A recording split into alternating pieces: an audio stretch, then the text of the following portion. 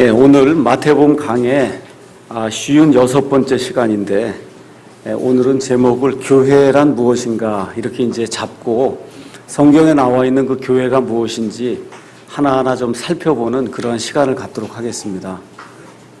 정말 교회 여기 오래 다니신 분들 많은데, 하여튼 교회 때문에 엄청난 스트레스도 받고, 또 어떤 분들은 교회 때문에 이렇게 기쁨도 얻고, 사실은 교회가 기쁨과 그 다음에 평강과 어떤 진리의 그런 그 터전이 좀 돼야 되는데, 하여튼 교회하고 목사 때문에 어려움을 겪는 분들이 굉장히 많은 것 같아요. 그래서 교회가 정말 무엇인가, 여기에 대해서 우리가 좀 한번 깊이 좀 생각해 볼 그런 필요가 있습니다. 그래서 교회에 대해서 여기 마태복음 16장 18절에 가서 보니까, 또 내가 네게 이르노니 너는 베드로라. 이 반석 위에 내가 내 교회를 세우리니 지옥의 문들이 그것을 이기지 못하리라. 우리 예수님 말씀해 주셨거든요.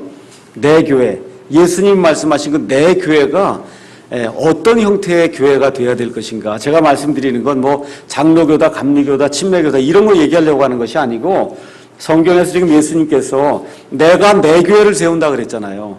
하여튼 그 내 교회, 그리스 말로는 우리가 에클레시아 이렇게 얘기를 하는데, 그 에클레시아가 도대체 무슨 뜻이냐, 이게 잘 이해가 돼야 저와 여러분이 올바른 믿음 생활하고 또 교회 생활을 할 수가 있습니다.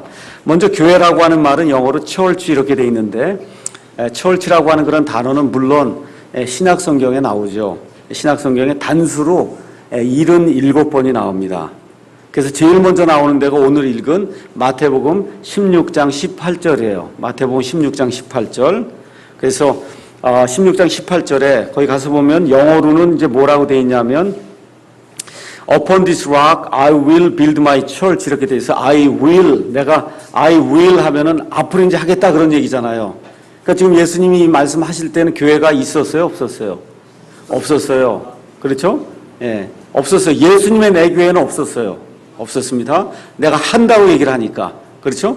그 다음에 이제 마태복음 18장 17절에 가서 보시면, 이제 나중에 이제 공부하겠지만, 거기에 만일 그가 그들의 말도 무시하여 듣지 않거든 교회에 그것을 말하되, 그가 교회의 말도 무시하여 듣지 않거든 너는 그를 이교도나 세리같이 여기라. 이런 말씀이 이제 나오는데, 이걸 또 잘못 적용을 해서 여기 벌써 마태복음 16장 18절에 교회가 있었고, 그렇기 때문에 여기 18장에 예수님이 교회 보고 이렇게 일을 하라고 이렇게 얘기한 거다, 이렇게 주장하면 이것도 또 곤란해요.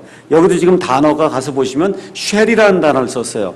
will, shall 이런 단어를 쓴 거예요. 이건 무슨 얘기? 미래라는 얘기입니다. 미래. 아직 이게 이루어졌다는 얘기가 아니라 앞으로 교회가 이루어지게 되면 그러면 이렇게 해라라고 이제 이야기를 하는 거지, 마태복음 16장 18절에 이미 교회가 있었고, 그래서 그 이후에 여기 18장에서 그 교회에다 대고 예수님이 이야기한다, 이렇게 이야기하면 그것도 좀 문제가 지금 생기는 겁니다. 그래서 여기 시제가 다 will, shall 이렇게 이제 돼 있고, 그 다음에 단수교회는 이제 처음 나오는 게 사도행전 2장 47절부터 시작해서 요한계시록 3장 14절까지 단수로 다 이제 교회가 이제 표현이 돼 있어요. 그 다음에 이제 교회들에서 churches라고 복수로 돼 있는 데가 성경에 37번 나옵니다. 그래서 사도행전 9장 31절부터 요한계시록 22장 16절까지, 그래서 교회가 총 100번이 넘게 성경에 이제 나오고 있습니다. 자, 그러면 일단은 교회가 뭐냐, 교회가 뭐냐, 성경이 얘기하는 그 교회에 대해서 잠깐 말씀을 드리면, 교회는 일단 건물이 아닙니다. 여기 사랑침례교회에 온다 그러고 사실 맞는 얘기인데, 많은 경우 사람들이 이제 잘못 생각하는 게 여기 건물이 교회로 생각을 해요. 이 건물은 교회가 아니에요. 왜 그러냐면 사도행전 12장 5절 가서 보면 교회가 기도했다 그래요. 그러니까 건물은 기도하지 않거든요. 교회가 기도했다. 사도행전 15장 4절에 가서 보면 교회가 사람들을 영접하고 받아들이고 하거든요. 그러니까 건물은 사람을 영접하거나 받아들이질 않습니다. 또 사도행전 15장 22절 가서 보면 말씀을 듣고 교회가 기뻐했다 그럽니다. 그 건물은 기뻐하지 않잖아요. 그렇죠? 그 다음에 고린도전서 15장 9절 가서 보면 내가 하나님의 교회를 핍박했다 그래요. 여러분 건물 핍박해요? 그런 거 없거든요. 그러니까 이런 걸 가서 보면은, 또 요한계시록 2장 23절 가서 보면 교회가 하나님을 안다, 하나님에 대해 안다 이렇게 이야기하는데, 건물은 하나님을 알지 못합니다. 그러니까 첫 번째 우리가 꼭 기억해야 될 거는, 저와 여러분이 여기 앉아 있는 것은 예배당입니다. 그래서 미국 사람들은 이거를 예배당이라고도 안 그래요. 강당이라고 불러요. 영어로 오디토리움. 이거 오디토리움이에요. 강당. 여기 와서 우리가 예배 드릴 수도 있고 친교할 수도 있고 여기 와서 노래할 수도 있고 그냥 그런 용도로 쓰는 강당이에요. 오디토리움이에요. 그걸 지금 성전이라고 해서 제 목사들이 제사장 노릇하고 해서 구약 시대로 자꾸 돌아가서 여기가 마치 제단이라 그러고 그렇죠. 목사가 제사장하고 교회는 성전이라 그러고 그게 다 천주교에서 예배드린 처소로 성당이라고 하는 걸 그대로 본받는 거거든요. 그래서 그런 식으로 하다 보면 그러면 교회가 마치 구약시대 성전처럼 이렇게 사람들이 생각을 하고 그러니까 어떻게 해요? 수많은 돈을 들여서 여기다가 파이프 올겐 하고 뭐 금칠하고 이렇게 해서 하나님이 여기 거하는 대로 이렇게 착각을 하도록 그렇게 이제 종교를 이렇게 조장하는 그런 일들을 그래서 하는 겁니다. 여기는 뭐예요? 강당입니다. 강당이에요. 우리 여기 십자가 하나도 없어요. 십자가 하나도 없어요. 이 안에. 왜 그래요? 하나님께서 어떤 형상이든지 만들지 말라 그러잖아요. 심지어 십자가까지도 만들 필요가 없는 겁니다. 미국에 있는 모든 대부분의 교회들, 특히 침례 교회들은 안 해요, 그런 거. 그게 필요치 않아요. 여기 강당이기 때문에. 여기서 예배 드리고 우리가 할 일 하는 그런 장소지, 여기는 성경이 얘기하는 교회가 아닙니다. 저와 여러분이 교회예요. 사람이 교회라고 지금 성경이 이야기를 하고 있습니다. 그래서 교회는 어떤 목적을 위해 모인 사람들의 집회가 교회예요. 사람들이 모여있는 그 무리, 모임, 집회가 교회입니다. 그래서 교회 이야기하면은 첫 번째 사도행전 11장 26절 거기 가서 보면 그들이 교회와 함께 모였다. 이 건물과 함께 모였다는 그런 뜻이 아니거든요. 사도행전 14장 27절 가서 보면 선교여행을 끝난 다음에 그 보고하기 위해서 교회를 모았다는 거예요. 온 교회를 모았다는 거예요. 교회. 그 다음에 사도행전 19장 32절 가서 보면 그 교회라고 하는 그 내용이 이제 거기 나오는데 가서 보면 모인 무리를 이야기합니다. 고린도전서 11장 18절에도 교회가 함께 모인다고 이렇게 기록이 돼 있고 고린도전서 14장 23절에도 온 교회가 다 같이 한 곳에 모였다고 기록이 돼 있고 여러분 잘 아시는 대로 사도행전 2장에 가서 보시면 처음으로 이제 오순절 날에 유대인들만으로 구성이 된 그런 교회가 이제 형성이 됩니다. 그렇죠? 거기 가서 보면 모였다는 거예요. 사도들의 말을 듣고 함께 빵을 나누기 위해서 모였다는 겁니다. 그래서 결론을 말씀드리면 교회는 모이는 데가 아니면 교회가 아닙니다. 이걸 잘 이해하셔야 돼요. 나 혼자 이렇게 믿어야 돼요. 이거 교회가 그러니까 한 사람 한 사람이 예수 그리스도의 몸이라고 하는 그런 의미에선 교회지만 그것만으로 믿음 생활을 하기가 어렵다는 걸 성경이 분명하게 이야기를 하고 있어요. 그래서 교회는 꼭 모여야 교회입니다. 모이지 않고 혼자 있는 것은 엄밀한 의미에서 교회라고 볼 수가 없습니다. 뭐 사정이 있어서 핍박이 있거나 해서 모일 수가 없는 그런 상황이면 혼자 하나님께 예배드리고 혼자 할 수 있어요. 그런 어떠한 특별한 그런 상황이 아닌 한 성경에 나와 있는 모든 교회는 항상 모이는 교회입니다. 그래서 모이지 않는 그런 형태의 교회는 엄밀한 의미에서 신학적인 그런 교회가 아니다. 이제 우리가 그렇게 단언할 수가 있습니다. 그래서 히브리서 10장 25절 여러분이 잘 아는 그런 말씀인데 거기 가서 보니까 뭐라고 기록되어 있냐면 어떤 사람들의 습관과 같이 우리의 함께 모이는 일을 패하지 말고 서로 권면하여 그날이 다가옴을 너희가 볼수록 더욱 그리하자 이렇게 얘기합니다. 이것도 오용을 하면 매일 모이라 그러거든요. 이거 가지고 이것도 문제가 생기는 거예요. 어떻게 매일 모여요 교회에? 그거 불가능하잖아요. 자기 직장이 있고 그렇게 하기 때문에 그거 불가능한 거예요. 사도행전 2장에 오순절 날에 성령 침례를 받은 이후에 거기 모여있던 유대인들은 당장 어떤 일이 생길 줄 알았어요? 예수님이 재림할 줄 알았어요. 재림할 줄 알았어요. 재림하면 어디로 올까요? 예수님이 물론 스갈에서 있는 대로 이 올리브산에 내려오고 또 말라기에 있는 대로 성전에 임하십니다. 그분이. 그러니까 어떻게 성전을 떠날 수가 없는 거예요. 그러니까 어떻게 해요? 이 사람들이 자기가 가지고 있던 모든 걸 다 팔아서 사람들 서로 먹여주고 그러면서 거기 모여서 예수님 재림하는 걸 지금 기다리고 있는 그러한 차원에서 거기는 매일 모인 겁니다. 이걸 잘못 이해하거나 아니면 또 여기 히브리서 10장 말씀을 잘못 오용을 해갖고 여기 모이는 것을 게을리하지 말고 폐하지 말라 그랬으니까 매일 모여야 된다. 그것도 아닙니다. 그러니까 교회는 모여야 되는 건 맞지만 매일 모이는 건 아닙니다. 그래서 적당한 때에 성도들의 그런 필요를 따라서 그래서 모여요. 우리 교회 같은 경우는 주일날 한 번 오전과 오후에 모이고 그 다음에 금요일날 모입니다. 또 어떤 분들은 그렇게 얘기를 해요. 아니 왜 수요일날 안 모입니까? 이거 이단 아닙니까? 이거 모이고 어느 날 모이고 언제 모이고 몇 번 모이고는 그 교회 회중이 결정하는 거예요. 우리 대부분의 한국 사람들은 월화수목금토일 새벽 기도부터 해서 금요 뭐 이거 다 따지면은 일주일에 공식적으로 이렇게 모이는 게 10번이 넘습니다. 그렇죠? 그러니까 10번 모여야 그게 교회라고 생각을 하는 거예요. 근데 그렇습니까? 미국에 있는 교회는 일주일에 2번뿐이 안 모여요. 호주에 있는 교회들 2번뿐이 안 모입니다. 영국에 있는 교회도 2번뿐이 안 모여요. 그거 교회 아니에요? 교회예요. 미국에 있는 대부분의 침례교인들 예배 때 주기도문 사도신경 안 합니다. 그게 필요가 없거든요. 그거 천주교 전통으로 내려와서 장로교라든지 이런 데서 하는 거지. 우리 침례 성도들은 교회에 모여서 이렇게 중얼중얼 하듯이 헛된 반복에 주기도문 사도신경 안 합니다. 그거 안 한다고 또 이단 간별사들이 이런 교회는 이단이라고 그러거든요. 이단 교회의 특징, 주기도문과 사도신경이 없다. 이걸 써놓고 얘기를 하니까 그런 사람들이 이제 호주나 이런 데 그 교포 교회 가면은 그러면 이제 호되게 꾸지람을 듣죠. 아니, 당신 무슨 얘기 하느냐. 여기 우리 호주에 와서 살고 미국에 와서 사는데 여기 이런 거 하는 적 없다. 하는 교회도 없고, 그 우리 이단이냐. 그렇죠? 그러니까 그런 것에 의해서 뭐가 이단이 되어 그런 게 아닙니다. 그래서 교회는 사람들이 모이는 게 교회입니다. 사람들 자체가 교회입니다. 근데 그거는 언제 모이느냐, 몇 번 모이느냐는 그 교회의 필요에 따라서 모이는 겁니다. 그게 또 가정에 모일 수도 있고, 또 이렇게 건물을 임대해서 모일 수도 있고, 지금 예수님께서 이 사마리아 그 여인을 만나서, 수가성의 그 여인을 만나서 예수님께서 복음을 전하니까 이 여인이 나와서 하는 얘기가 뭐예요? 당신네 이 유대인들은 예배 드릴 때가 저기 예루살렘에 있다 그럽니다. 근데 우린 여기 그리심산에서 예배를 드리는데 이거 어떻게 해야 됩니까? 그러니까 예수님이 뭐라 그래요? 이제 그런 거 할 땐 지났다는 거죠. 그렇죠?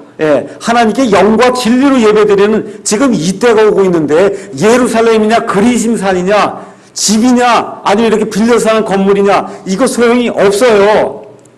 그 처음에는 어떻게 모였어요? 다 가정에서 모였어요. 건물이 어디 있습니까? 그러니까 다 집에서 모인 겁니다. 중국의 지하교회들 집에서 모여요. 핍박이 심하기 때문에. 그런 거를 표준으로 삼아서 집교회가 아니면 그건 교회가 아니다. 이건 말이 안 되는 얘기죠. 그럼 미국에 있는 다른 교회들 하나님이 양심의 자유를 허락해 주셔서 마음대로 모일 수 있는 이런 교회는 교회가 아니다. 이건 안 되는 거예요. 그러니까 교회라고 하는 것은 사람들이 모이는 거, 모임 자체가 교회고 어떤 형태로 하느냐 그건 다 회중에게 달려있고 주변의 환경에 달려있어요. 핍박이 심하면 다 어떻게 해요? 집에서 숨어 다니면서 동굴에서 그렇게 모일 수밖에 없는 거고 하나님이 자유를 주시면 얼마든지 건물을 가지고 크게 하면서 하나님의 말씀을 선포할 수도 있는 거고 또 큰 교회나 작은 교회도 우리가 얘기할 필요가 없어요. 하나님께서 함께해 주셔서 교회가 커지면 그거에 맞춰서 또 하는 거고 작으면 작은 대로 하는 거고 그래서 이런 것에 의해서 뭐 이단이다 아니라 이런 거 따질 필요가 전혀 없습니다. 이 안에서 하나님께 영과 진리로 예배 드리려고 하는 그런 사람들이 모이면 그것이 예수님의 신약교회다. 우리가 이야기를 할 수가 있습니다. 자, 그러면 교회라고 하는 그런 말은 그리스 말로 에클레시아 이렇게 얘기해요. 에클레시아 많이 들어봤을 거예요. 그래서 에클레시아 교회 아니면 교회들로 쓰인 말이 총 몇 회가 되냐면 114회가 되고 에클레시아는 117회니까 117회 중에 3번은 교회 말고 딴 말로 번역이 됐다는 뜻이에요. 이해가 되시죠? 저 위에 가서 보시면 교회 단수가 77회, 교회들 복수가 37회면 합하면 114회잖아요. 그렇죠? 그러면 에클레시아는 117회가 쓰였으니까 그럼 114회는 교회로 번역이 되고 그 다음에 3번은 교회 아닌 집회라든지 모임이라든지 이렇게 이제 번역이 됐단 말입니다. 자, 그러면 에클레시아, 예수님이 내 에클레시아를 세우겠다 이렇게 얘기하신 거예요. 예수님이 내 교회를 세우겠다 그 얘기가 내 에클레시아를 세우겠다 이렇게 이제 이야기를 하시는 겁니다. 그러면 에클레시아라고 하는 그리스 말 자체가 뭐냐 하면 그건 뭐냐 부름을 받은 자들의 모임이라는 거예요. 부름을 받은 자들의 모임 아니면 집회. 그래서 사도행전 19장 32절이나 39절에 가서 보시면 집회로 이제 어셈블리라고 하는 그런 단어로 이제 표현이 되어 있습니다. 자, 보세요. 여기 사람들이 이만큼 있습니다. 이만큼 중에 요만큼만 떼서 이렇게 부름을 받았어요. 자, 우리 여기 앉아서 아침에 뭐 예배 드리고 한 사람이 뭐 한 200명이 이렇게 됐다. 자, 근데 이제 목사가 광고를 하는 거예요. 오늘 오후에 야구 시합을 하겠습니다. 야구 시합. 그래서 이쪽에서 15명, 이쪽에서 15명 후보까지 다 해서 30명을 빼서 여기 뒤에 있는 소란초등학교에서 오후에 하겠습니다. 그렇게 얘기하면 그 200명 중에 몇 명이 부름을 받은 거예요? 30명이 부름을 받았잖아요. 그 30명이 에클레시아예요. 그 야구팀이 에클레시아예요. 여러분 이해하시겠어요? 그 야구팀이 그리스 말로는 에클레시아예요. 에클레시아. 자, 그럼 그런 의미에서 자, 불교해서 불교도들이 있어요. 그 불교도들은 세상에서 부름을 받아서 어디로? 부처에게로 부름을 받았어요. 맞죠? 그러면 그리스 말로는 이게 뭐예요? 에클레시아예요. 그 번역을 하면 뭐로 되겠어요? 교회로 되는 거예요. 그게 번역이 되면. 문선명도 그래서 다 뭐라 그래? 교회라 그러잖아요. 문선명의 통일교회도 교회라 그래. 왜 그래? 이 세상에 많은 사람들 중에 문선명에게로 부름을 받았단 말이에요. 그러니까 에클레시아예요. 그 번역을 하면 뭐예요? 교회란 말이에요. 그러니까 교회라고 하는 말 자체가 원래는 뜻이 여러 사람이 많이 있는데 그중에 어떤 특별한 목적을 위해서 이렇게 불러냄을 당한 그런 사람들이면 그게 에클레시아예요. 그게 뭐 야구팀도 될 수 있고 축구팀도 될 수 있고 불교도 그룹도 될 수 있고 이슬람 교도도 될 수 있고 그게 예수 그리스도께로 부르심을 받았으면 그게 뭐예요? 예수님의 에클레시아 교회가 되는 겁니다. 여러분 이해하시겠죠? 네, 어디에서 부르심을 받아서 어디로 들어가면 그게 이제 에클레시아입니다. 자, 그런 의미에서 그러면 사도행전 가서 한번 가서 보시죠. 사도행전 7장에 가서 보시면 이제 스데반이 이스라엘 백성들에게 그 과거의 구약시대의 그 역사를 쭉 설명하는 그런 내용들이 이제 나옵니다. 거기 가서 7장 38절에 시내산에서 자기에게 말하던 그 천사와 또 우리 조상들과 함께 광야에 있던 교회에 있으면서 살아있는 말씀들을 받아 우리에게 주던 자가 바로 이 사람이라. 이 사람이 누구냐면 모세예요. 모세가 말씀을 줬다는 거예요. 지금 누구에게 줬습니까? 모세가 누구에게 하나님의 말씀을 받아줬어요?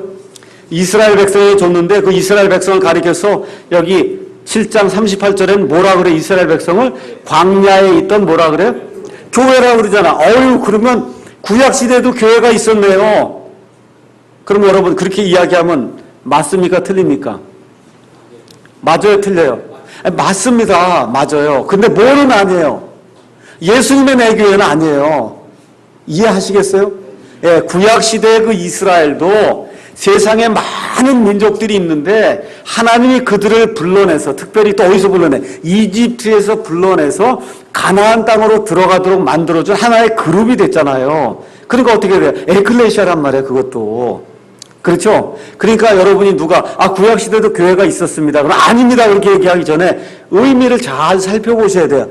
이게 구약시대 이스라엘도 성경에서 광야에 있던 교회라고 이야기한다. 그게 뭐냐면 광야에 있던 에클레시아다 그런 뜻입니다. 그런 의미의 교회는 구약시대에 있었어요? 없었어요? 있었습니다. 그런데 여기 예수님이 내 이 반석 위에 내가 내 교회를 세우리니 할 때 그 예수님의 에클레시아 그것하고 구약시대에 광야에 있던 에클레시아가 같습니까? 틀립니까? 틀려요. 장로교인들은 이걸 구분을 안 하기 때문에 문제가 생기는 거예요. 그래서 어디부터 교회냐? 아담부터 교회라는 거예요. 아담부터 교회. 이렇게 되니까 이게 맞긴 맞아요. 교회는 교회인데 뭐는 아니에요. 예수님의 신약교회가 아니란 말이에요. 그러니까 이 사람들은 신약과 구약을 구분하지 않습니다. 예. 이렇게 되면서 구약시대의 모든 약속을 다 신약시대의 교회가 이어받았다고 하는 이와 같은 이 언약신약이라고 하는 성경에 없는 그와 같은 말씀들을 만들어내서 그렇게 하는 거에 대해서 칼빈이라는 사람이 제네바에서 신정정치를 다시 부활시켜서 그래서 그 안에서 이스라엘의 장로체제를 가지고 그래서 이스라엘식의 그러한 광야에 있던 교회체제를 하려고 했던 그게 장로교회예요. 며칠 전에 존 스타트라고 하는 사람이 죽었어요. 맞죠? 나이가 90세인데 그 신문에 뭐라고 났어요? 개신교회 교황 존 스타트 별세 이렇게 났습니다. 신문 기자가 적은 거예요. 개신교회 교황. 그건 맞는 얘기예요. 개신교회는 교황이 나올 수 있어요. 왜 그래요? 그건 로마 천주교에서 프로테스트를 하고 나왔기 때문에 천주교의 그걸 갖고 나온단 말입니다. 그러니까 스타트 한마디가 얘기하면 한 사람이 얘기하면 그게 거의 법이 되다시피 이렇게 해요. 제가 지난주에도 말씀드렸듯이 빌리 그레함이니 이런 존 스타튼 이런 사람들이 처음 시작은 좋았어요. 존 스타튼은 뭐라 그래요? 하나님이 지옥 같은 거 해갖고 사람을 영원히 불 속에 집어넣지 않는다는 거예요. 자기가 이 세상을 돌아다녀 보니까 하나님이 이렇게 자비한 분이 무자비한 그런 분이 아니다. 그거는 그 사람 생각 속에서 일어나는 거지. 그건 성경에 없는 말입니다. 근데 프로테스탄트의 교황이 되다 보니까 어때요? 그 사람 말 한마디가 여러 사람들 마음을 움직여서 지옥은 없다 이렇게 믿는 겁니다. 그래서 빌리 그레함이니 아니면 존 스타튼이 이런 그 사람을 쫓아가면 안 돼요. 오늘 아침에 제가 말씀드렸듯이 사람을 의지하면 안 됩니다. 저도 마찬가지예요. 저를 의지하면 안 됩니다. 뿌리를 이 말씀에 내려서 하나님의 말씀이 영원토록 불타는 지옥이 있다 그러면 아멘 믿습니다. 그렇게 하면 되는 거예요. 거기 들어갈 사람까지 내가 걱정할 필요 없습니다. 그렇지 않습니까? 그 무자비하게 하나님 어떻게 그렇게 할 수 있냐. 하나님이 하신다고 해서 하는 겁니다. 그건 저희 그렇게 믿는 거지. 개신교 교황이 얘기했다 그래서 거기 쫓아가지 않습니다. 그래서 이게 교회라고 하는데 이미 교황이 있고 여러분 교황제가 있다는 거예요. 이게 벌써 말이 됩니까? 이런 식의 교회는 예수님의 교회가 아니에요. 교회에 왕이 있고 황제가 있으면 그건 예수님의 교회가 아니에요. 맞습니까? 예수님의 내 교회가 아니에요. 그거는 사람이 만들어 놓은 교회지.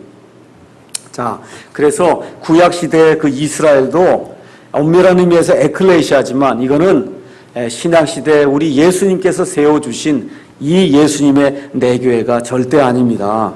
자, 그래서 신약교회, 우리가 지금 여기 나와서 신약교회를 하자고 그렇게 얘기를 하는 거예요. 우리 한국교회의 가장 큰 지금 병폐가 뭡니까? 신약시대가 그래서 한 2000년이 지났는데도 뭘 하려고 그래요? 구약교회라고 앉아있어요, 구약교회를. 그래서 여기를 아까 말씀드렸지, 이거 성전이라고 그러고, 목사가 가운 입고 와서 제사장이라고, 여기 제단이라고 그러고, 재물을 가져왔다 그러고, 말 쓰는 게 다 그렇잖아요. 이래서 이게 종교놀이가 되기 때문에 예수님이 내가 이렇게 니골라당의 교리를 미워한다고 얘기하는 겁니다. 그래서 이 안에는, 교회 안에는 예수님을 빼고는 모두가 다 형제예요. 심지어 예수님도 내가 이 회중들 가운데서 형제라 불리는 걸 부끄러워하지 않는다 그랬어요. 그래서 어떤 분이 지난번에 한번 찾아오셨더라고요. 그분이 술을 좀 드시고 그러더니 글쎄 예수님이 내 형님이라니까요. 그러면서 그 형님이라 불러도 되죠. 그러면서 저한테 막 부르십시오. 성경적으로 맞는 얘기 예수님이 형제라 부르기를 부끄러워하지 아니했다고 히브리서에 얘기하니까 예수님을 제가 내 형님이라 부르겠습니다. 그럼 그렇게 부르시라고 제가 말씀을 드렸는데 뭐 틀린 얘기는 아니거든요. 그래서 이게 계급이 형성이 돼서 니콜레이테인 이렇게 되어 있는데 니골라당은 이렇게 일반 성도들을 누르는 자들이라는 뜻이에요. 계시록에 가서 보니까 이미 그런 자들이 있다는 거예요. 사도 바울 끝나고 나서 이제 요한의 시대에 AD 80년 90년경에 이 성도들 위에 타고 올라가서 성도들을 누르는 자가 누구예요? 제사장 계급이거든요. 이게 이미 나타난다는 겁니다. 근데 예수님이 뭐라 그래요? 내가 그들을 미워한다 그러거든요. 그래서 교회 안에서는 소위 이런 얘기 쓰면 안 돼. 평신도. 우리 교회에서는 절대 그런 얘기 쓰면 안 돼. 평신도. 그런 거 없어요. 다 성도입니다. 다 성도. 누가 성도라고 얘기하니까 저는 집사입니다. 다 성도예요. 저도 그렇고 제일 좋은 타이틀이 이 다음에 돌아가시면 묘비 이렇게 하면 성도 누구의 묘 그렇게 적는 게 제일 좋은 거예요. 하나님 보실 때 세인트라니까. 하나님 보실 때 성자란 뜻이에요. 그게 제일 좋은 거지 뭐 굳이 거기다 집사 뭐하러 달아요. 성도 누구의 묘 이렇게 적으면 제일 좋은 겁니다. 그래서 저는 거기다 침례 성도 정동수의 묘 이렇게 적을 거예요. 그 많은 성도 중에 성경 말씀대로 이 베프티스트로 우리가 살아왔으니까 베프티스트 세인트로 우리가 딱 이렇게 하고 그래도 죽어야죠.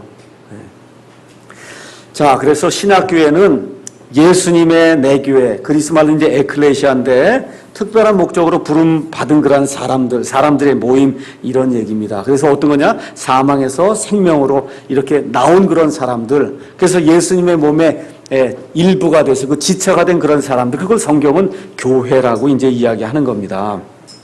자, 그러면 교회를 부르신 목적이 무엇냐? 교회를 하나님이 왜 부르시냐? 여러분, 목적을 좀 잘 알면은 교회 생활 잘 하지 않겠어요? 맞죠? 그래서 목적을 좀 잠깐 살펴보겠습니다. 시간이 걸려도 몇 구절 찾아보겠습니다. 사도행전 15장 14절 가서 보니까 사도행전 15장에서 이제 안디옥에서 할례 받는 그런 문제가 이제 생겼어요. 그래서 바울과 일행이 지금 예루살렘으로 올라가서 그래서 예루살렘에서 이 회의가 열렸습니다.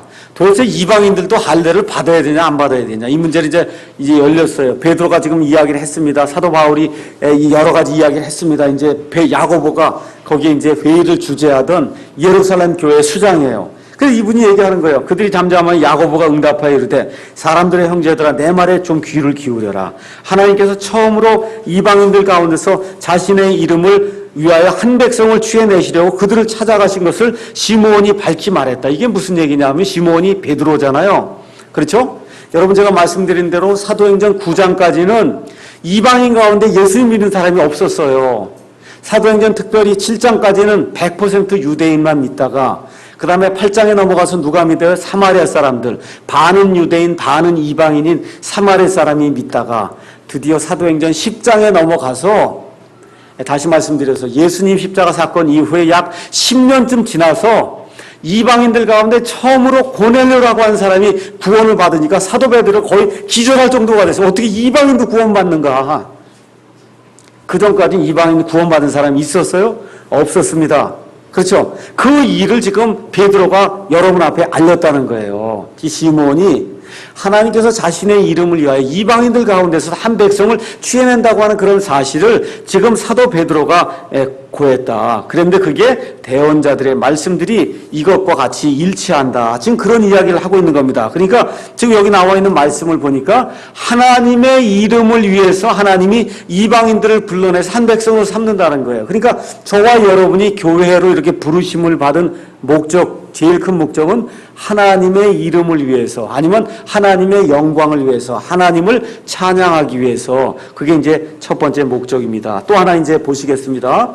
로마서 8장 28절에서부터 30절에 가서 보시면은 그럼 하나님이 우리를 부르시는 그러한 그 단계와 함께 맨 마지막 하나님이 뭘 원하시는가 하는 내용이 그 안에 이제 기록이 되어 있습니다. 8장 28절 우리가 알거니와 하나님을 사랑하는 자들 곧 그분의 목적에 따라 부르심을 받은 자들에게는 모든 것이 합력하여 선을 이룬다. 제가 말씀드렸듯이 이것만 딱 따서 보면 안 된다 그랬죠. 그 이유가 뭐예요? 맨 뒤에 이제 나오는 겁니다. 29절 그분께서 미리 하신 자들을 또한 예정하사 자신의 아들의 형상과 같은 모습이 되게 하셨다. 다시 말씀드려서 잘 들으세요. 저와 여러분이 나중에 하나님의 신성에 참여하는 자가 된다는 거예요. 하나님의 신성에 참여하는 자가 된다. 다음 주일 설교는 제가 제목을 정했어요. 사람은 하나님 종류다. 이렇게 이제 지금 제목을 정해놨거든요. 사람은 하나님 종류다. 예. 나중에 하나님 종류가 돼요. 저와 여러분이. 베드로후서에 나와 있는 것처럼 하나님의 본성에 참여하는 자가 된다니까. 하나님의 본성에 참여하는 자. 여러분 이거 우습게 생각하면 안 되는데 이게 무슨 얘기인지 지금 이 3차원의 이 세상에 살고 있는 사람 이해가 안 됩니다. 저도 이해가 안 돼요. 도대체 하나님의 본성에 어떻게 이런 미천한 사람이 거기에 참여할 수 있는가 이해가 안 됩니다. 근데 성경 말씀이 그렇다니까 그냥 믿는 거예요.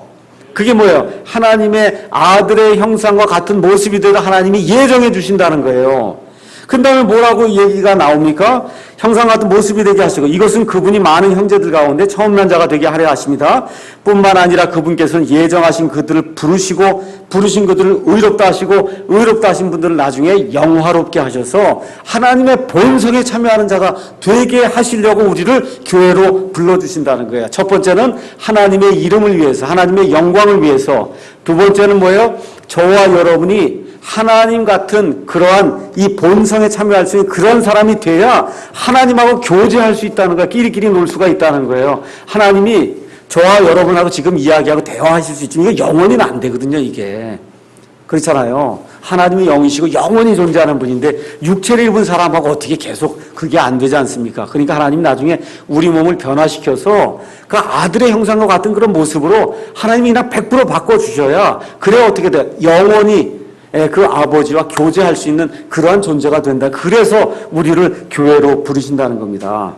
고린도전서 1장 2절에 가서 보니까 그래서 그런 사람을 가리켜서 뭐라고 이제 얘기하냐면 고린도에 있는 하나님의 교회 보세요. 곧 그리스도 예수님 안에서 거룩히 구별되고 성도로 부르심을 받은 자들과 곧 각처에서 우리의 주고 그들과 우리의 주 되신 예수 그리스도의 이름을 부르는 모든 자들에게 편지한다.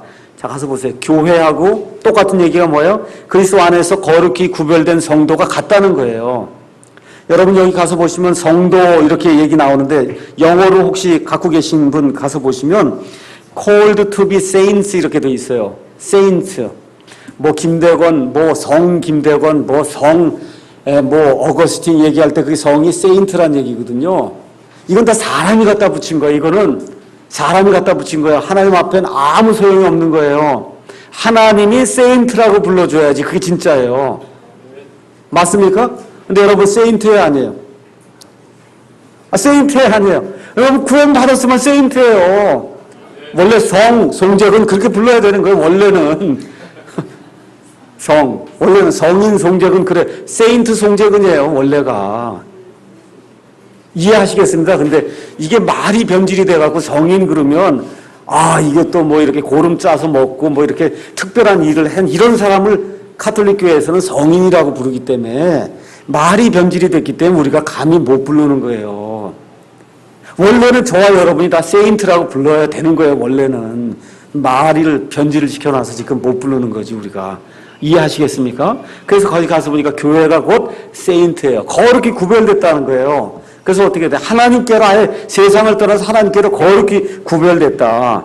그런 사람이 예수 그리스도의 이름을 부르는 자들이다. 지금 그렇게 이야기를 하는 겁니다. 그래서 교회를 하나님이 부르신 목적은 세상에 살지만 세상에 동화되지 않고 세상에서 분리돼서 거룩하게 살라고 하는 그런 목적으로 우리를 불렀다는 겁니다. 1장 9절에 보니까 너희를 부르사 자신의 아들 우리 주 예수 그리스도 주와 교제하게 하시는 하나님은 신실하시다. 그러니까 또 어떤 목적으로 부르셨다는 거예요? 우리 예수님과 교제할 수 있는 그런 사람들로 저와 여러분을 부르셨다는 겁니다. 좀 여러분 위치가 어떤 건지 좀 이렇게 좀 이야기를 들어보니까 좀 확실해지세요?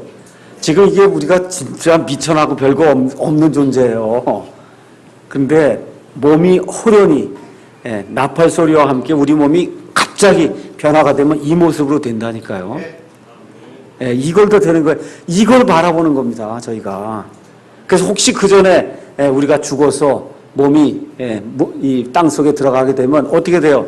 휴거받는 사람도 먼저 일어나는 거예요. 우리 부활하는 성도들이. 나팔 소리가 날 때 예수님 안에서 죽은 자들이 먼저 일어나는 거예요. 그리고 살아서 남아있는 우리가 그들과 함께 공중으로 채워 올라가 영원토록 주님과 함께 있으리라. 그러니 이 말씀도 서로 위로해라. 여러분 위로가 좀 되십니까? 그래서 예수님 믿는 겁니다.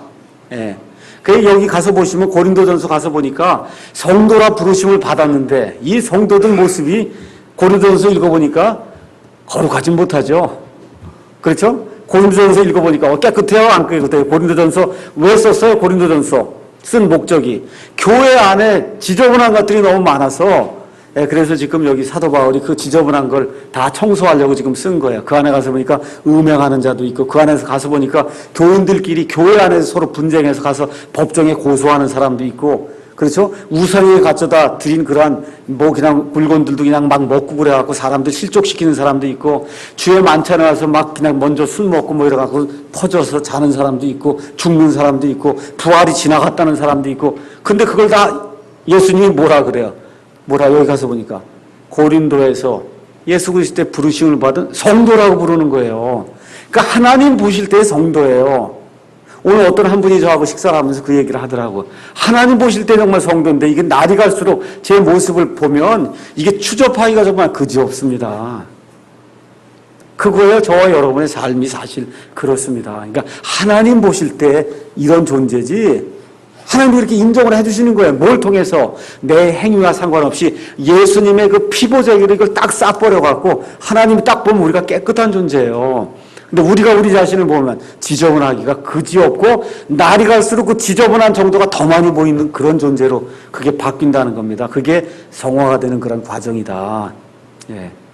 그래서 이 내용 그렇다고 또 이거를 악용하거나 오용해서 지저분해도 다 성도라 그랬으니까 이제부터 내가 마음대로 살아야 되겠다. 그렇죠? 그런 부류가 있잖아요. 한 번 구원받으면 영원히 구원받으니까 어떻게 마음껏 무슨 일을 해도 아무 문제 없다. 이렇게 주장하는 그런 사람들이 또 있지 않습니까? 실질적으로 있어요. 이거는 우리나라에만 있는 게 아니라 여기 3세기, 4세기 지나가면서부터 그래서 아리우스파가 생기고 그다음 영지주의자들이 생기고 이런 사람들이 주장한 게 그런 거예요. 한 번 구원받으면 영원히 구원받는 거니까 무슨 일을 해도 구원받는다는 거예요. 그러니까 어떻게 살아요? 방탕하고 음욕에 가득 찬 그런 삶을 살고 그런 삶을 산 그런 악한 자들이 역사상 많이 나타났습니다. 그래서 그렇게 하라고 하는 것이 아니라 우리가 신분적으로 이미 성도가 돼서 하지만 이 세상 사는 가운데 어려움이 있는 거 사실입니다. 그럼에도 불구하고 나날이 갈수록 점점 성화되는 그런 삶을 살아야 되는 것이 그게 교회의 본질이다. 자, 그러면 교회의 소유주가 누구냐? 교회의 소유주가 누구냐? 지금 교회에서 가장 문제가 되는 게 이거 아니에요. 목사가 교회 소유주인지 아니까 이게 문제가 생기는 겁니다. 그러니까 은퇴한 다음에도 이거 다 내 거니까 돈 내놔라 이렇게 얘기하잖아요. 맞습니까? 교회의 소유주가 누구냐? 마태복음 16장 18절에 이 반석 위에 내가 누구 교회를 세운다 그래요? 내 교회를 세운다니까 교회 소유주는 누구예요? 예수님이에요. 1차적인 소유주는 구약시대 교회는 몰라요. 신약시대 교회 저와 여러분이 하면 신약시대 교회의 유일한 소유주는 예수님입니다. 맞습니까? 예수님이에요. 예수님. 이거를 잊어버리면 안 됩니다. 하다가 목사가 그만두면 그거 끝나는 거죠. 왜 그게 그 사람 거고 건물 뭐 나눠주고 아들 딸 나눠주고 왜 그렇게 해야 돼요? 그게 말이 안 되는 거예요. 그건 정말 한국에서나 그 참 있는 그 쇼지요. 이게 그럴 수 없는 거예요. 그게 예수님의 겁니다. 예수님의 거. 자, 그러면 꼭 예수님의 교회만이다. 어떤 분은 그렇게만 주장을 하는데 성경은 또 그렇지도 않아요. 예수님이 또 누구예요? 하나님이시잖아요. 그렇죠? 사도행전 20장 28절 가서 보겠습니다. 사도행전 20장 28절 거기 가서 보니까 뭐라고 되어 있냐면 그러므로 너희 자신은 에베소에서 온 장로들이에요. 너희 자신과 모든 양떼에게 주의를 기울이라. 성령님께서 너희를 그들의 감독자로 삼으사. 그러니까 여기 양떼가 있고 교회 안에 감독하는 사람들이 있구나. 이건 교회에 있는 거야. 이것도 인정을 안 하면 그러면 어려움이 생깁니다. 이게 예수님 안에서 다 성도가 맞습니다. 근데 뭐가 있어요? 양떼가 있고 감독자가 있다. 이건 또 인정이 돼야 되는 거예요. 이게 그런데 사무사 무슨 교회를 하라 그래요? 하나님의 교회 곧 그분께서 자신의 피로 사신 교회를 먹이게 하셨느니라. 에베소 교회 장로들에게 지금 사도 바울이 죽기 전에 지금 이야기하는 유언의 말씀이에요. 양떼를 먹이라고 하나님이 했는데 그 양떼 그게 뭐야? 하나님의 교회라는 거예요. 그러니까 예수님의 교회가 곧 하나님의 교회. 그러면서 거기 와서 보니까 그분께서 자신의 피로 사신 교회다. 교회를 피로 사신 분이 누구세요? 예수님이죠. 그러니까 여기 가서 보니까 하나님의 교회가 곧 예수님의 교회인데 그 하나님이 자신의 피로 샀다고 하니까 그분이 누구예요? 예수님이에요. 그러니까 예수님이 하나님이라는 거예요. 그렇죠? 그래서 여기 이거를 또 극단적으로 얘기해서 마태복음 16장 18절에 따라 교회는 무조건 예수님 교회지 다른 교회는 아닙니다. 그것도 아니에요. 여기 가서 보면 하나님의 교회라고도 얘기가 되어 있기 때문에 우리가 예수님의 교회예요. 하나님의 교회예요. 그럼 하나님의 교회면 하나님 아버지 것도 되고 아들 하나님 것도 되고 또 누구 것도 되겠어요? 성령. 물론 성령님의 교회라는 얘기는 안 나옵니다.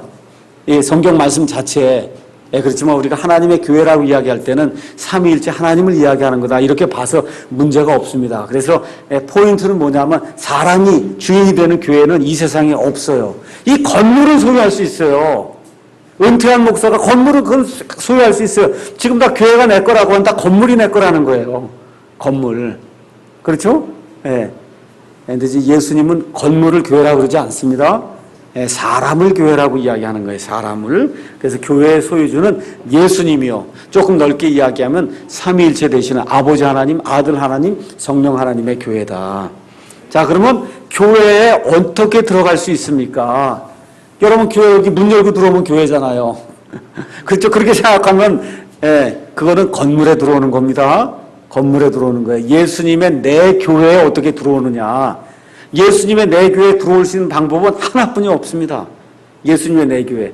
그런 성령님의 침례를 받는 길 외에는 없어요. 침례받으라고 얘기하니까 물속에 들어갔다 나오면 되는 걸로 생각하는데 그런 침례 말고 성령 침례를 받아야 돼요. 이 땅에 태어날 때 모든 사람이 다 죽을 수밖에 없는, 그래서 죄와 범법들로 인해서 죽은 상태로 태어납니다.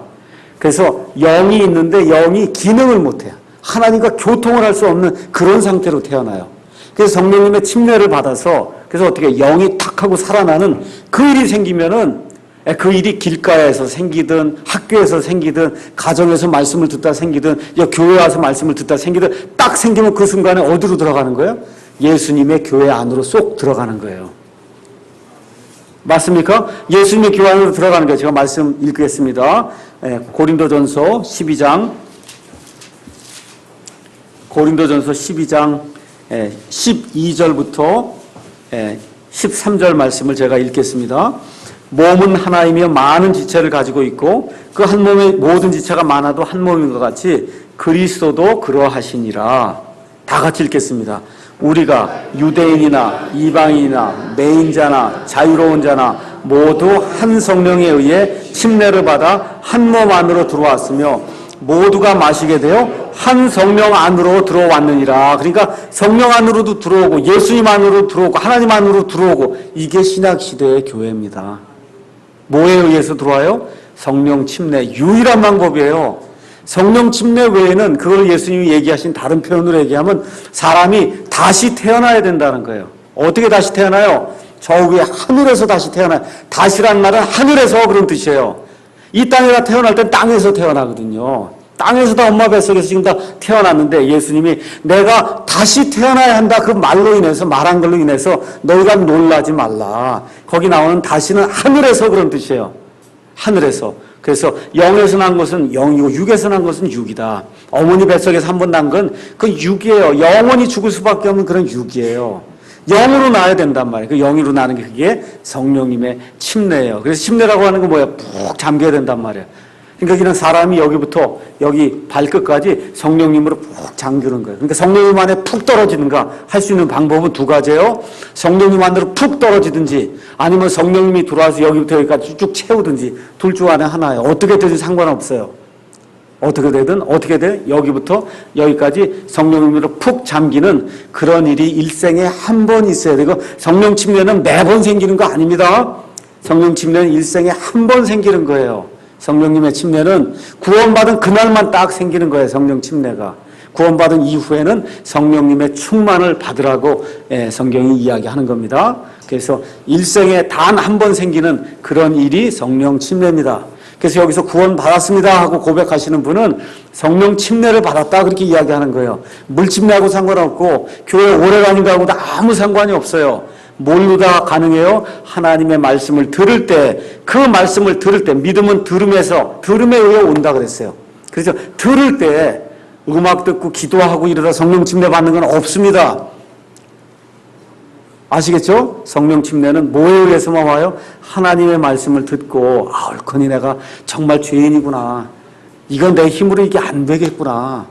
정말 예수님만이 나의 유일한 구원자시구나. 이 예수님을 내가 받아들여야 되겠다는 의지를 가지고 예수님을 내 마음속으로 영접해서 받아들이는 그 순간에 사람이 다시 태어나는 겁니다. 다시 태어나는 거예요. 자, 그래서 이걸 성령 침례라고 얘기하는데, 성령 침례는 여러분께서 가서 보시면 예수님이 마태복음 3장 11절에 이제 침례자 요한이 이제 와서 예수님에 대해서 증언하면서 뭐라 그래요? 예수님이 오시는데 난 그분의 그 신발 끈도 풀 자격이 없다. 그분이 오셔서 어떻게 침례를 준다는 거예요? 어떻게 해요? 불로 침례를 주고 그 다음에 또 성령으로 침례를 준다. 그렇죠? 성령님으로 침례를 주고 불로 침례를 준다. 이것도 잘못 이해해서 성령 침례가 불 침례라고 얘기하는데 아닙니다. 성령 침례 받는 사람은 알곡이고 그 다음에 불 침례 받는 사람은 끌 수 없는 지옥불 속에 들어가는 그런 쭉정이다. 성경이 그렇게 이야기를 하는 거예요. 그래서 성령 침례를 주시는 분이 온다고 했는데 오셨어요. 그래서 오시고 나서 처음으로 성령 침례가 어디에 생기냐면 사도행전 1장 5절에 생깁니다. 자, 가서 한번 보겠습니다. 사도행전 1장 5절에 있는 말씀을 잠깐 보겠어요. 이제 예수님이 부활했습니다. 부활한 다음에 이제 이스라엘 이 제자 12제자들이 다시 모였습니다.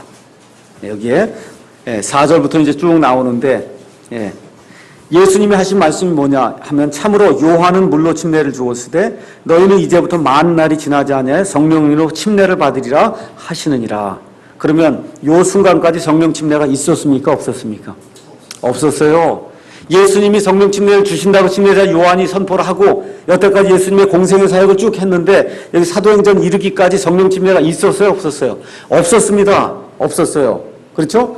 이게 없은 다음에 사도행전 2장에 넘어가서 2장 1절에 오순절 날이 충만히 임하였을 때 이날에 이제 드디어 이 사람들이 성령님으로 충만하면서 성령 침례를 이제 받게 됩니다. 그런데 사도행전 2장에 가서 보시면 성령 침례를 받았다고 기록이 안 나와요. 사도행전 2장에는. 근데 어떻게 우리가 성령 침례 받은 걸 아느냐 하면 사도행전 11장에 가야 알 수 있어요. 가서 한번 보겠습니다. 사도행전 11장 15절에서 16절에 있는 말씀을 잠깐 보면은 사도행전 10장에서 누가 구원받았다 그랬습니까? 고넬료가 구원을 받았잖아요.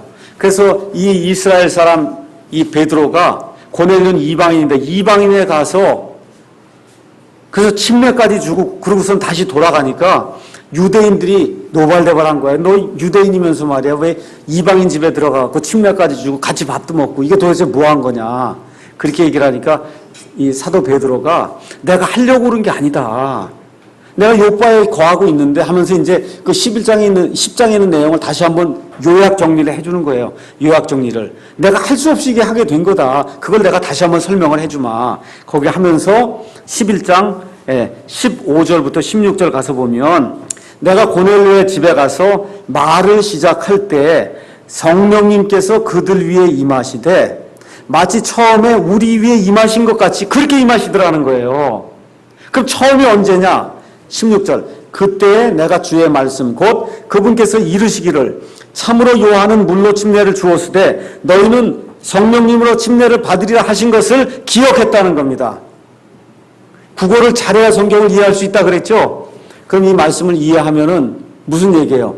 고넬료에게 말을 전하려고 해서 성령님이 내려왔단 말이에요. 근데 그게 우리가 오순절날 처음 받았던 그거하고 똑같은 일이다. 근데 그 일이 뭐냐는 거예요. 지금 얘기한 대로 너희가 얼마 지나지 않으면 성령님으로 침례를 받으리라 한 그 말이 고넬료 사건 때 이루어졌는데 그 고넬료 사건 때 이루어진 게 오순절날 이루어진 그거하고 똑같은 거다. 그러니까 오순절날 무슨 일이 있었다는 거예요. 성령님의 침례가 있었다는 거예요. 이 성령님의 침례와 더불어 드디어 이 땅에 처음으로 뭐가 형성이 돼요? 교회가 형성이 되는 거예요. 여러분 이해하시겠어요? 그 전에 교회가 예수님의 내 교회. 그냥 교회라 그러면 또 헷갈리니까 이 땅에 처음으로 예수님이 말씀하신 내 교회가 오순절날 처음 형성이 된 겁니다. 말을 제가 잘 해야지 또 아다르고 어다르니까. 그전에도 교회가 있었다 그랬잖아요. 그렇죠? 구약교회 말고 예수님이 이 반석 위에 내가 내 교회를 세우리라는 그 교회, 성령님의 침례를 통해서 형성이 되는 교회, 이방인이든 유대인이든 누구든지 상관없이 성령님의 침례만 받으면 한 몸 안으로 들어오는 그 교회. 맞죠? 그래서 그 교회가 오순절날 처음으로 성령 침례를 통해서 이 땅에 존재하게 됐습니다. 그러니까 교회 안에 들어오려고 하면 성령 침례를 받아야 돼. 그 이후부터는 성령 침례 받은 사람만 예수님의 내 교회에 들어와요. 예배당은 아무나 들어올 수 있어요. 괜찮습니다. 예배당에는. 그러니까 여기 지역교회 안에는 100% 구원받은 사람은 있을 수 없잖아요. 맞습니까? 근데 예수님 보실 때 예수님의 몸 안에는 100% 구원받은 사람만 있어요. 맞죠? 그래서 이런 내용들을 저와 여러분이 기억하시고 다음 시간에 지역교회와 또 보편적 교회가 뭔가 이 교회가 대단히 중요한 문제고 이것 때문에 너무나 많은 그 갈등이 생기고 어려움이 생기기 때문에 제가 교회에 대해서 조금 다음 시간까지 좀 말씀을 드려서 이렇게 혼동하지 않도록 그렇게 이제 설명을 드리도록 하겠습니다. 잠깐 기도하고 마치겠습니다.